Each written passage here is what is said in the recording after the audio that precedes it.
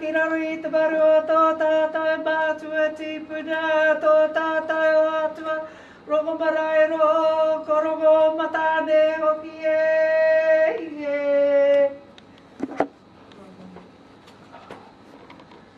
Tēnei ka mihi ake rā, kia koutou rā, ko tai mai ki raro i te tāhuhu o tēnei whare. Kai tahu whānui, kai tahu tangata, rapu whai, wai taa, nā ti māmoa i tēnei, ka mihi ake, karanga mai rā, mihi mai rā. Ki māua nei, ka kanuhi nei te iwi o Parihaka, ki roto i te wai paunamu, ki Otago, te nohanga o nā mauhere o Parihaka. Tēnei ka hare mai ki runga i tā roi mata. Tēnei ka tae mai i runga i nā huatana ko o tātou mate i tanu mea i ki konei, i urupā mai ai ki konei te reo karanga ki a māua. Ara mai māua i runga i te aro āki a rātou, e no o nei i hangai ai tēnei taone. E tū nei te taone e runga i te tuara o nā mauhere o Parihaka, tēnei ka hara mai ki te tangi a rātou ki te whakakanuhi te kaupapa o Parihaka. No le tēnā koutou e hara mai rā ki te matapaki i tēnei āuatanga o rongo marae roa. Me o na tini āuatanga huri noa, mai anō i te wā i tua i a Parihaka, tainua mai ki tēnei rā. E o te anō tāku e tauto kono ana tēnei o oku ruru i wāwahi tēnei āuatanga i tēnei wā. E whai noa mau i nā tikanga, ke whai haere i runga ko te kaikaranga te reo tuatahi, ko te kai whai korero ka reo tuarua, ana hoe no e whakakapi ake e whai noa nei nā tikanga o rātou mā. Tēnā koutou, huri noa i tō tātou whare, tēnā katoa mai tātou. Te motu nei ki roto ko ia o Parihaka nā tō urai waka ai ere mai mātikanga i tere pai hai te motu nei tō piki tanga kei te purepoto heke tanga kei toro anu kia pokorongo ko ki tere ka mai o te kōrero. Mātau tonu au ki a koe tō ue te ngākau whakapuke tonu mea ai ara e mauru e ko te au ka wheru waka momotu e piu ana kei te uru e kei te tonga. Ka hara mai ki roto kako hari.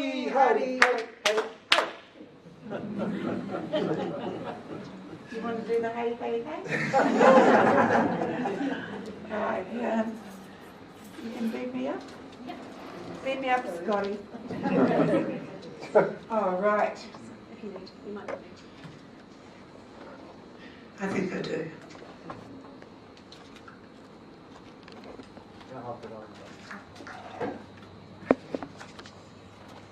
Oh, hold on, folks. I might just put on this bit, not the security, but this.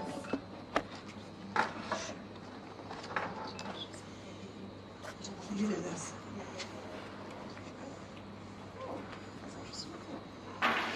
I'll just hold it. Can we hear me well enough? Yeah. Right. As you heard, my name is Maata Wharehoka. I am nervous today because I can't see out the window. Because I take my beams from my ancestors and no beams out there to call them in. I'm going to be lost for about 2 minutes until I get this on track. Just to let you know too that you probably hear me breathing heavily. That's because I'm seeking air. And I'm going to hopefully take only 10-15, no. I'll take a few minutes to deliver this and then Tonga will follow through with his kōrero. Ka pai tērā? And you can all hear me? Yeah. Okay. I've put this up here on purpose because it's not a very good title, but it is a title. And it says, E hara mau te kōrero o Parihaka, nā mātou ke, which simply means it is not for you to talk about Parihaka, but it is for us of Parihaka to do so. And I say that because after the reconciliation, on the 9th of June this year, we've had lots of inquiry about writing about Parihaka. So I think at the end of the day, if we get from this hui, and only this, is that you want to write about Parihaka, please come to Parihaka. Be part of the Parihaka Tonga that we have. Ka pai? I'm making that really clear. So if any of you here today are intending to do that, then you come to Parihaka. Ka pai? And for the moment, I can help you. Maybe after next year, not. So be in to win. Ka pai? Now, do I click my fingers and it goes, or do I push U's up, down? Oh, look at that, eh? Oh. That's not the best photograph, but it was the fastest photograph. And that's what it used to look like. No longer looks like that.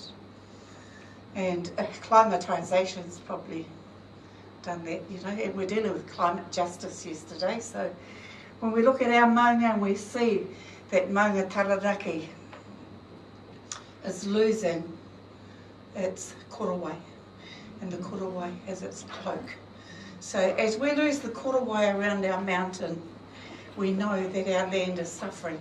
And at the end of the day, it's about looking after Papatuanuku. Do I have to? Oh, look at that magic. You can tell I'm used to having somebody press these buttons for me at home, and they do a really good job.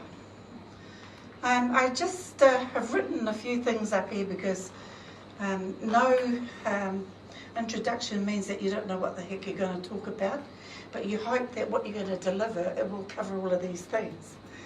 And just to let you know, I'm not the kind of speaker that sticks to what's on the paper. And I will probably go off track, but I'm sure my nephew here will make sure that I get back on track. What I want to talk about this afternoon is Parihaka and the question about who knows Parihaka and how well people know Parihaka. What we're given to at Parihaka is that we're the most researched community in Aotearoa. And there's been damning books written about Parihaka, and there have been some real famous articles written by people. But what we do know that when Parihaka became what it was in the early 1860s, we know these things happened there. So we're going to look at active passive resistance. We're going to look at justice, and one of the statements was that there can be no peace without justice, so we have to look at that as well. And I really want to take us on to Te Neho o Te Atiawa, because Te Neho o Te Atiawa actually gives us permission, Tonga and I permission to say what we like. Because on Parihaka there are 3 marae, and as the kaitiaki of one of them, and that's Te Neho o Te Atiawa, we have the freedom to talk about that whare. The other thing I will talk about is the experiences that I've had over 31 years at Parihaka, and shows my commitment to the legacy of Te Whiti and Tohu. And probably a bit about who's doing what at Parihaka, and to talk about what we consider to be the right model for us, probably the now and the future, and looking at the reconciliation and what it feels like for us at Parihaka, and looking at the future with our rangatei, and a bit of the now and the future. Kia ora. And work. I don't want, oh yes it did. You meant to applaud me when I do that.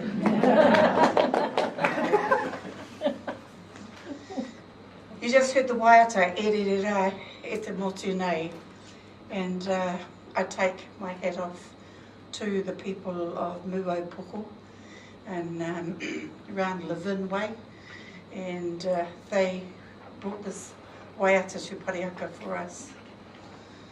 But one of the things that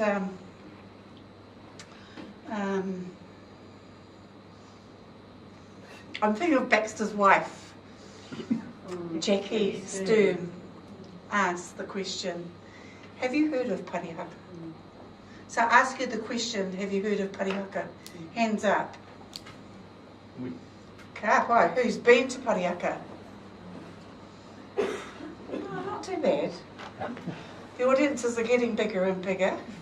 I've studied Ask That Mountain and by Dick Scott and James Billick's The New Zealand Wall, so okay. I know a fair bit about it. Oh, well, I won't talk about that then. Yeah. I'll make sure that I don't.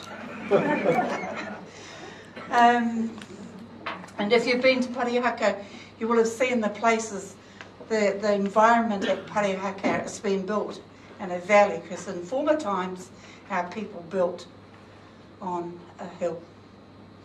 And in building in the valley, Te Whiti and Tohu believed that they would be safe in that valley. They believed that the atua were going to take care of them in that valley. And when you think about what our ancestors were like and living on a hill, it always gave opportunity and rise to protection. And I think that's what Te Whiti o Mai Tohu Kākahi believed, that they would have protection in the place that they built. And you'll remember too, in history, in 1861, the first, am I correct? Land wars, mighty land wars? 1860, even when Te Whiti went there. No, that's right, I just checking. It is 1860? Yeah, at Te Kohia. So the first battle in Aotearoa was in Taranaki. He's going, yes, so happy. So we know that it was at Te Kohia, which is a few kilometres north of New Plymouth. And it was at that particular time that Te Whiti o Mai and Tohu Kākahi made a decision to move away from the coastal area of Taranaki, and they were at a place called Tarakihi. And once they left Tarakihi, they moved on their journey to Parihaka. Now, I tell a story, and I need to tell you this, that I tell a story that was given to me by my tupuna who were at Parihaka. Now, I'm probably the last of that lot to be given the stories by the elders, and I had 4 elders who were happy to give me some of those stories. And I might not tell them the same as they do, but I certainly tell a story about what I know about Parihaka. And they tell of how 3,000 people came to Parihaka, and that Parihaka was used as a place of refuge by all the tribes in Aotearoa. And just imagine this big community in Taranaki, just beneath the mountain. It had to have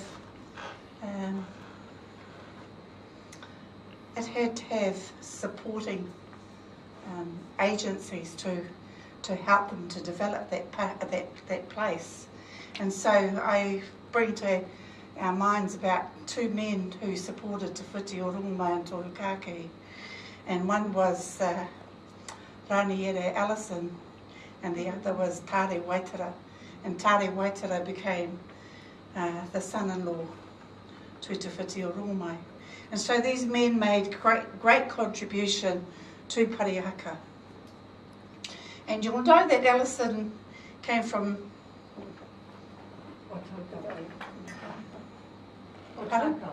Otago. So he did. He came from Otago. But he made great contributions to Parihaka. And through his financial contributions, Parihaka grew to what it was and after the 1880s.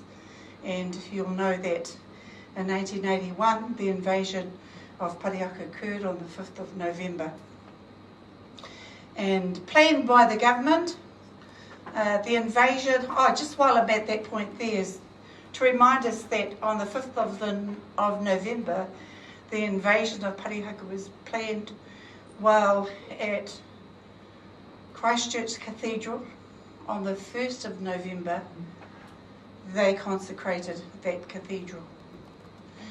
So if you can just imagine what it must have been like for our people in the south here, knowing that that cathedral was consecrated on the 1st of November 1881, whilst the government was preparing to invade Parihaka on the 5th of November 1881. And that's what happened at that particular time. But we know that by the time Tiviti and Tohu had created a large community, the government were not happy with this large community in South Taranaki. So it planned to destroy Parihaka, and that's what it did on that 5th of November 1881. And I want to go back to the 5th of November later because there are activities that we need to talk about that happened on the 5th of November today. What I do know is that when they invaded Parihaka, our women had made bread. Now, we talk about peace, and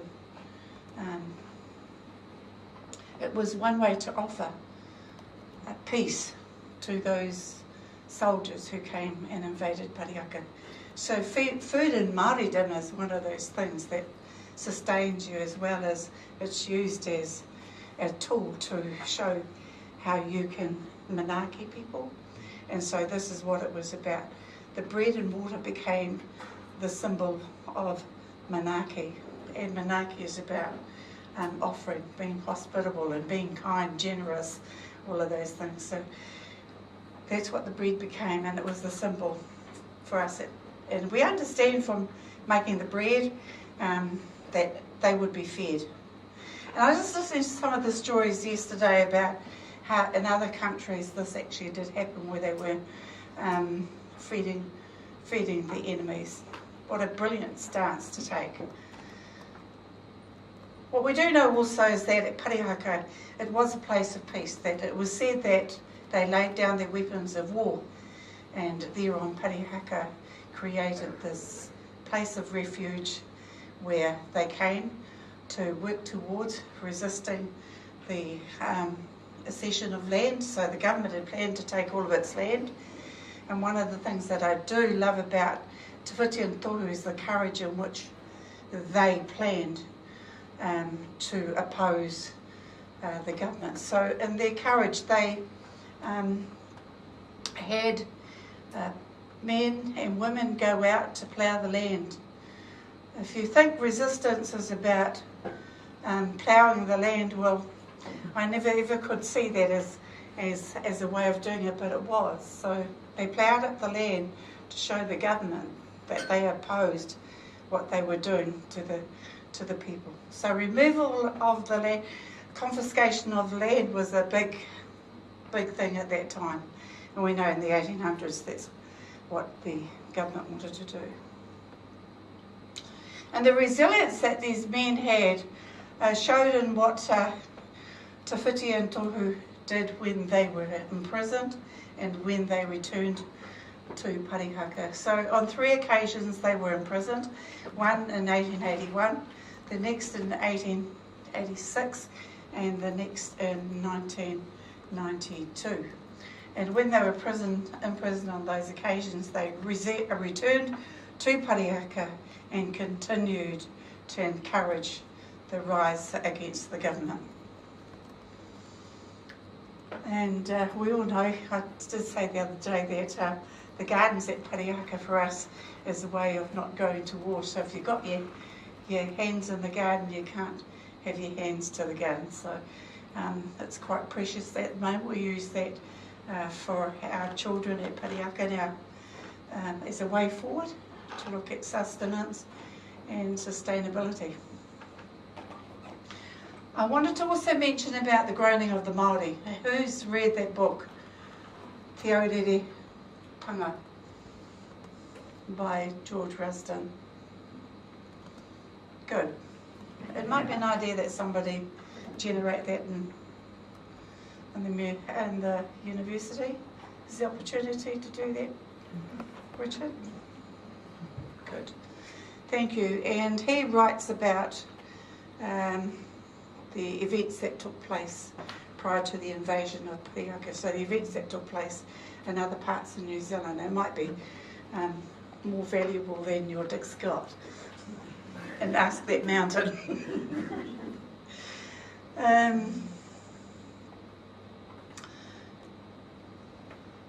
What everyone needs to remember this is that over a period of 19 years, our people were imprisoned. Please don't be confused. It never happened on the 5th of November, 1881. It was over a period of 19 years that our men got out, ploughed the land, cut down the fences, and removed the survey pegs. Now, when we talk about how we're going to do some passive resistance, I guess that's what we're going to do and continue to do. However, we'll be encouraged to use the word active in front of the passive resistance, because it's not really passive, is it? We're actually doing some action. And so we'll go into the future with saying and quoting active passive resistance. But,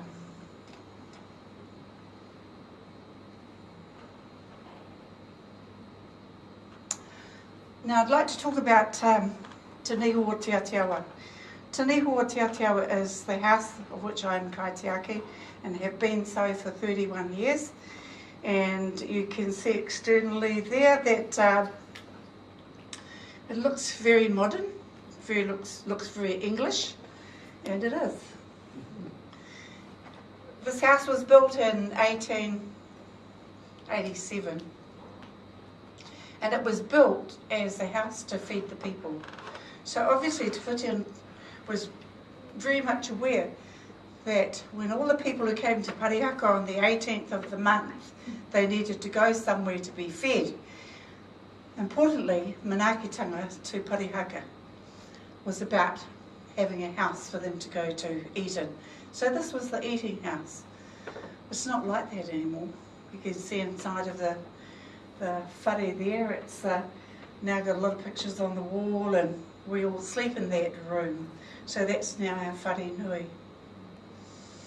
And we want to be able to talk about our tanihotanga, because whatever we talk about today is not disputable. I think that's a good way of putting it. We have the autonomy over that space and place. Nā mai hara mai. I want to talk about the reconciliation, and there was a question about, how do we reconcile our people? And we talk about the invasion, and prior to the invasion we talk about the Treaty of Wharehoka, we talk about the advent of Christianity, and when we look at it we can say that all of these areas within Māoridom need to be reconciled. And how do we go about reconciling these, the division at Parihaka? And painful as it is, and I say it's painful because I live there, I see it, I breathe it, and I understand the pain that some of our people carry. And my question will always be, can this be traced through the DNA, and how important it is for us now to understand whether this is in the DNA of our people, because for too long they've carried this, and I've been there 32 years, and the stance for some of those people have never changed. They continue to feel the hurt. 32 years, never changed. So I'm not absolutely sure what they're going to do about it. But the more we talk about it, I did think Christianity could be the answer to it all. And I thought we had 500 Christians there just the other day, and thought that could have been the answer to some of our people's dilemma. Because what I do hear from those who don't feel comfortable going forward with us in this process at Parihaka, that Christianity was a probability of healing, a way of healing our people.